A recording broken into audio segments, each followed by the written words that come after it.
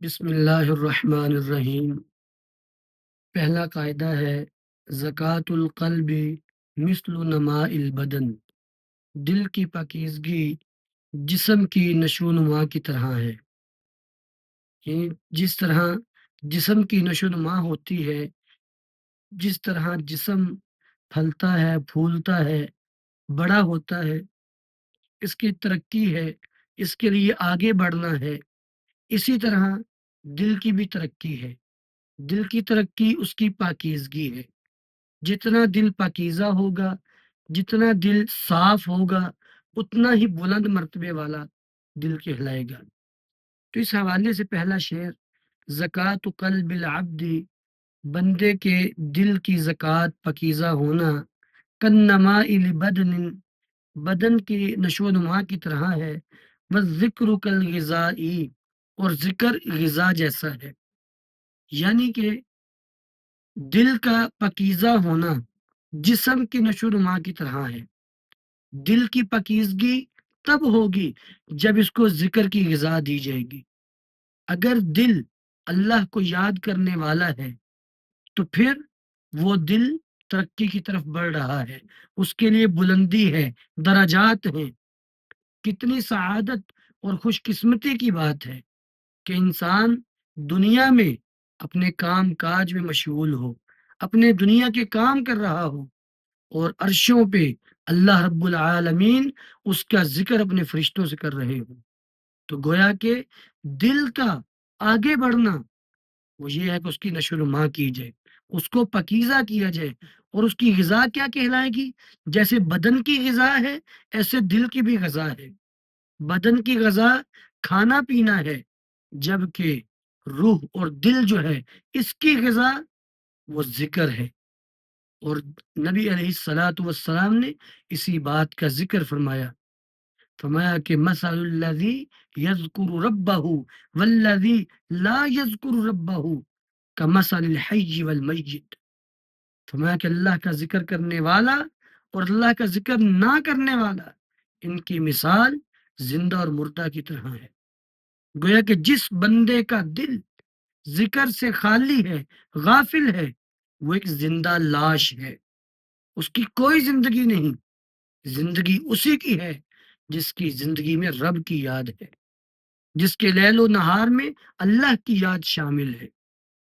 فلا سعادت بغیر تزکیہ، پس کوئی سعادت نہیں ہے اس کی پاکیزگی کے بغیر۔ گویا کہ نفس کی پاکیزگی کے بغیر سعادت مل ہی نہیں سکتی۔ من تخلیہ و تحلیہ، یعنی اس کو خالی کرنا اور اس کو سجانا۔ تو بغیر تزکیہ کرنے کے کوئی سعادت حاصل نہیں ہو سکتی۔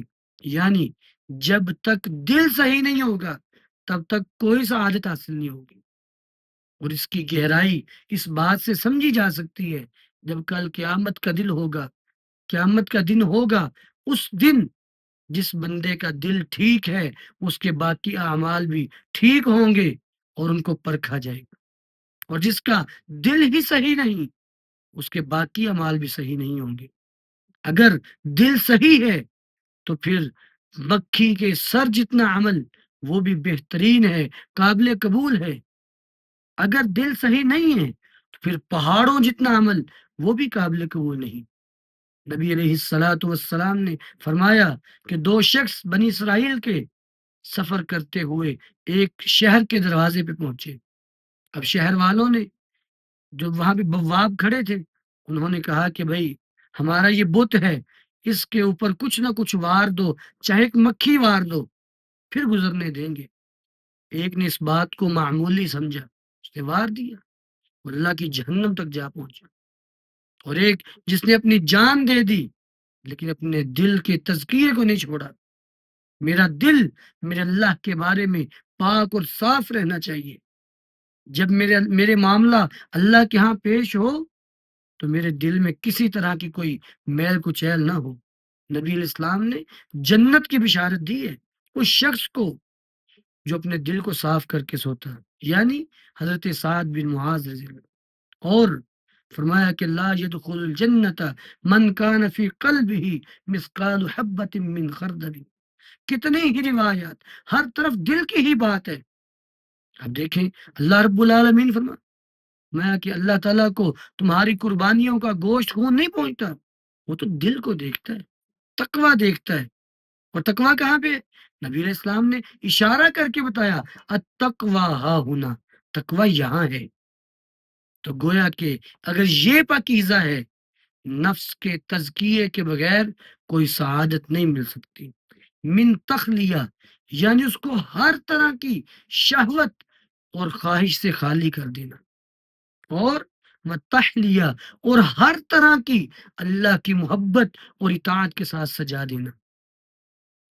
آپ کو ہر وقت یہ بات استحضار رہے کہ بھئی میں نے اس دنیا میں دل نہیں لگانا، میرا اصل ٹھکانہ جنت ہے، میرا باپ جنت کا رہائشی تھا، ابو البشر حضرت آدم علیہ السلام، میں اس کالونی کا ہوں، میں یہاں کا نہیں ہوں، میں نے وہاں تک پہنچنا ہے۔ تو اس لیے فرمایا کہ نفس کی سعادت تبھی ہے جب اس کا تزکیہ ہے۔ افلح واللہ، کامیاب ہو گیا اللہ کی قسم، الذی وہ شخص زکاہا جس نے اس کو پاکیزہ کر لیا، وخابہ اور ناکام ہو گیا من وہ شخص دساہا جس نے اس کو خاک میں ملا دیا، میلا کر دیا۔ اور درمیان جملہ معترضہ، عز باللہ، اللہ سے پناہ مانگو اس چیز سے کہ کہیں تم اپنے نفس کو میلا نہ کر بیٹھو۔ اب یہ ایک آیت کی طرف اشارہ ہے۔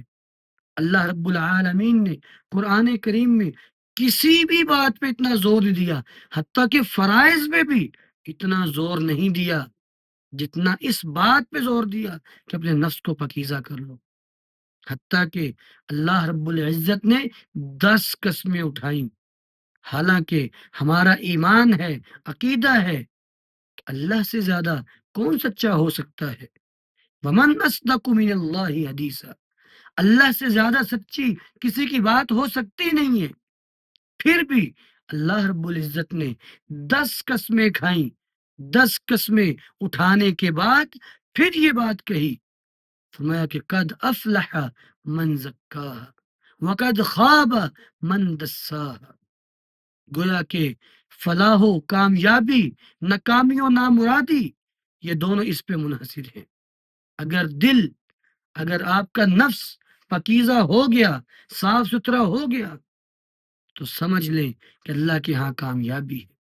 اسی لیے حضرت عمر بن خطاب رضی اللہ عنہ نصیحت کیا کرتے تھے کہ اپنے باطن کو اپنے ظاہر سے زیادہ اچھا رکھو۔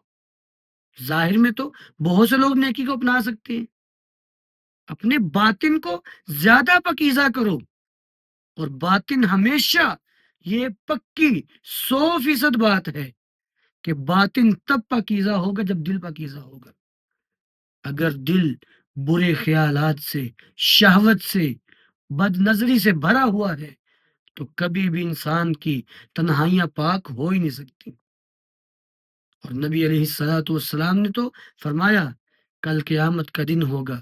سنن ابن ماجہ کی روایت، حضرت ثوبان اس حدیث کے راوی ہیں، فرماتے ہیں کہ حضور نے فرمایا میری امت کے کچھ لوگ آئیں گے جن کی نیکیاں تہامہ کے پہاڑوں کی جیسی ہوں گی، فیکون ھباء منثورا، کہ وہ نیکیاں راکھ بن کے اڑ جائیں گی، وجہ ان کی تنہائیاں پاک نہیں ہوں گی۔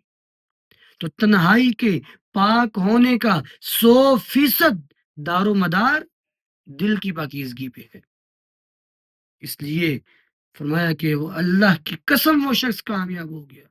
اور اللہ کی قسم اس لیے اٹھائی اس بات پہ، جب اللہ بھی قسمیں اٹھا چکا ہے تو ہم بھی قسم اٹھا سکتے ہیں کہ اللہ کی قسم، جس بندے نے اپنے نفس کو پاک کر لیا وہ کامیاب ہو گیا، اور اللہ کی قسم جس نے اس کو پاک نہ کیا وہ ناکام ہو جائے گا۔ اس لیے اپنے نفس کے لیے کوشش کریں، محنت کریں۔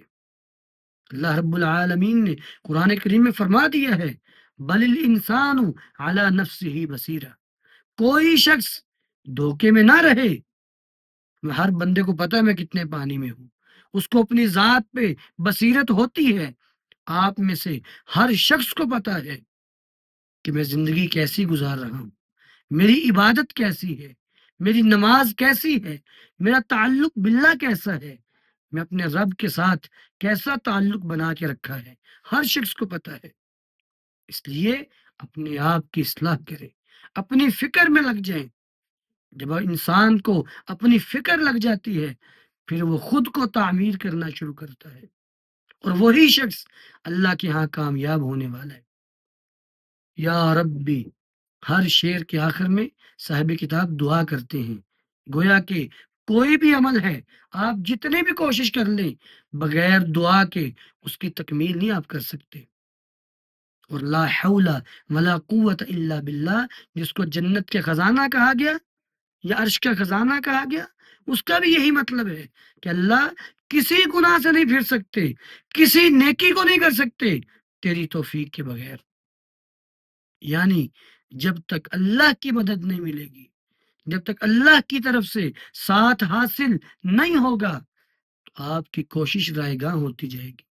اس لیے اس کام پہ دعا بھی کرتے رہے، یا ربی، اے ہمارے رب، زکینا، ہمیں پاکیزہ کر دے، واصلح ما فسد، اور جو بھی فساد ہو چکا ہے، خرابی ہو چکی ہے، اسے ٹھیک کر دے، من باطن الروح و ظاہر الجسد، روح کے باطن میں جتنی خرابیاں ہوئی ہیں اور جسم کے ظاہر میں، مطلب ہمارے ظاہر و باطن میں جتنی بھی خرابیاں ہم کر چکے ہیں، اللہ ساری ہی معاف کر دے، ساری ہی درست کر دے۔